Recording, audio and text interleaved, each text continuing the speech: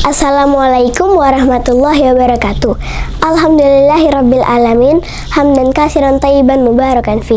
Alhamdulillahillazi anzala sakinata fi qulubil mu'minin liyazdadu imanan ma'a imanihim. Allahumma sholli ala sayyidina Muhammad wa ala ali sayyidina Muhammad. Teman-teman semuanya, tiada kata yang lebih indah dari alhamdulillahirabbil alamin. Bersyukur atas nikmat yang diberikan oleh Allah Subhanahu wa Ta'ala. Tak lupa juga untuk bersolawat pada sosok pemimpin yang membawa kita ke umat yang berkualitas, yaitu Nabi Muhammad Sallallahu Alaihi Wasallam. Alhamdulillah, hari ini kita masih diberi kesempatan oleh Allah Subhanahu wa Ta'ala untuk meningkatkan kesalehan kita di bulan Ramadan ini. Sesuai dengan firman Allah, ya ayyuhallazina amanu kutiba alaikumusiyam kama kutiba alal ladzina min qablikum la'allakum tattaqun. Di ayat 183 sampai 187 Al-Baqarah ini menjelaskan tentang puasa.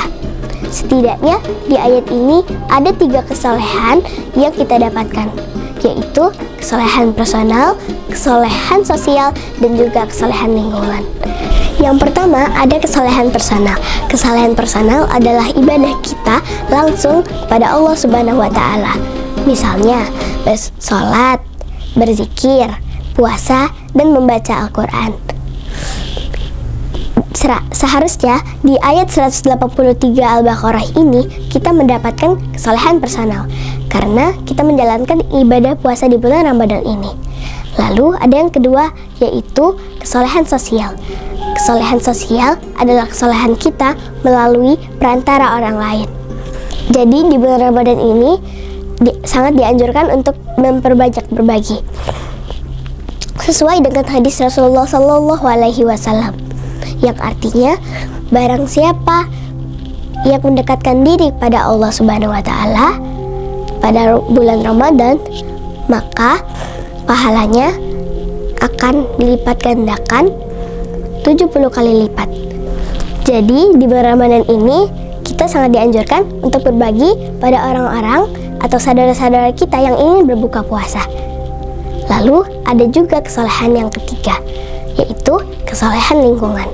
Kesalehan lingkungan jelas kita dapatkan di bulan Ramadan ini karena di sekitar kita ada banyak orang yang bersemangat untuk mendekatkan diri pada Allah Subhanahu wa Ta'ala. Misalnya berdiam di masjid dan juga sholat jamaah di masjid. Jelas kita tahu bahwa di bulan Ramadan ini, di hari pertama berpuasa, ada banyak umat Islam yang bertarawih di masjid. Sesuai dengan hadis Rasulullah Sallallahu Alaihi Wasallam, yang artinya barang siapa yang melaksanakan sholat qiyam atau sholat malam, maka dosa-dosanya yang lalu akan diampuni. Jadi teman-teman, ayo kita sholat tarawih, jangan ditinggalkan ya.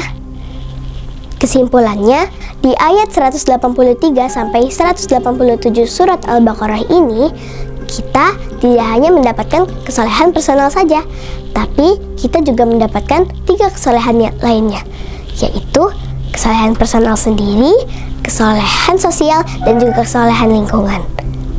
Petik mangga dapat 5, cuci dulu biar bersih. Tausiah saya tidaklah lama. Cukup sekian, terima kasih. Wassalamualaikum warahmatullahi wabarakatuh.